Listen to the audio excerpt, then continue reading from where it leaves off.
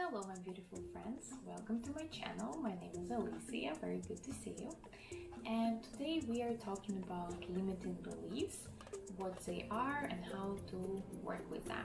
So if you follow me on social media, then you probably know that I raised this subject recently on my Instagram, which is the art of well-being with Alicia. And a lot of people commented that definitely it's a very relevant subject, and I agree because I, just as any other human being, struggle with limiting beliefs myself. So what is exactly a limiting belief? How can we define it? And I think I can just explain it better with example.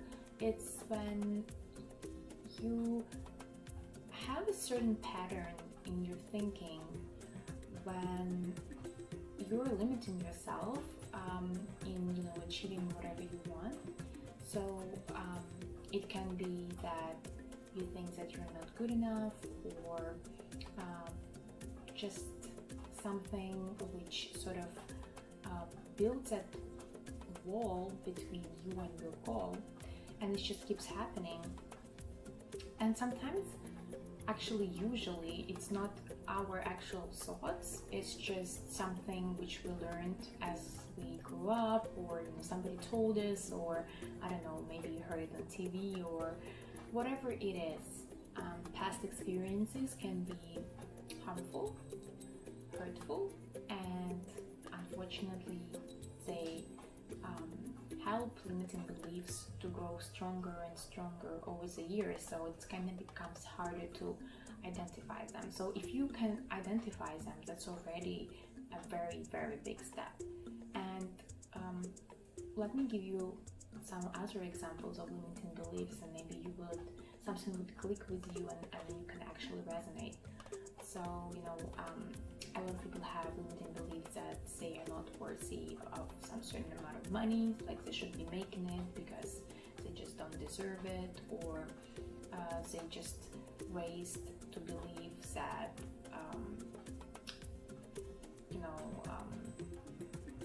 all money are already shared, so there is no point of trying to making any more money because rich people already rich, therefore there is not enough money in the world to be for the rest of us.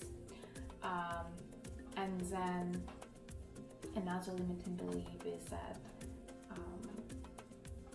you are not gonna get into your perfect body shape or physique or whatever it is, right? Because, well, I don't think I can do it, therefore why would I try it? Or just constantly doubting yourself, like whenever you're looking for a new project or a side thing or whatever it is, even get into a new relationship, and you hear that voice in your head which tells you that, well, who told you that you're actually good enough to have this relationship? Who told you that you're actually good enough to start this project in the first place? So all of that is very destructive, and it needs to be processed. So how can we work with those limiting beliefs? Well, first of all, it's very good when you identify them and you write them down in a journal, and the more you do it, the easier for you. It kind of becomes a habit of identifying that negative voice in your head, and you actually start noticing some patterns, and then you can actually ask yourself, well, where does those patterns come from? Do they really belong to me, or maybe it's coming from my childhood or from my teenage years? Everything is possible. And once you do that, once you identify those patterns, you actually start reframing them. And how can you reframe them? Well, let's pick some random limiting belief. For example, you wrote down something like, well, I'm a terrible public speaker, so there is a big chance I'm gonna fail in this presentation I have to give to my coworkers on Monday, for example, right? That's pretty common.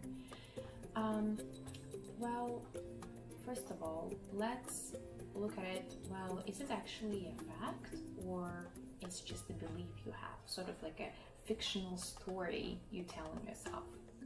Because if it happened that you had a terrible public speaking experience, right? Like you actually failed, which probably you didn't, but even if you did, let's imagine that, you know, the worst case scenario, it went terribly wrong. What can you actually do with it? Can you work on your public speaking? Can you take some kind of a course? So maybe practice in front of a mirror, or maybe practice with like audio recording and just like listen to yourself how you actually sound. So, you know, all of those things can be improved. It's not the end of the world. That's number one. And number two, probably you're not a terrible public speaker, and you should actually admit it. You should actually say, well, wait a second, whoever said that I'm a terrible public speaker? Or maybe I just decided myself. And once you do that, you have to treat yourself as your best friend, as your support team, because that's, you know, you are your closest person.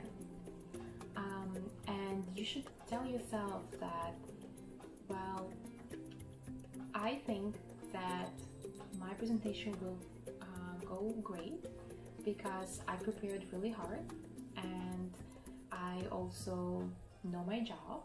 I have all the skills, and I think that I'm absolutely 100% capable of running this presentation, which is fair because you know yourself. And can be multiple amount of examples. I just picked up a work example because that's, I think, something which everybody can relate. But whatever it is, if you're not satisfied with the way you look, you're not satisfied with your relationship, try first to identify, is it a true or is it just a belief?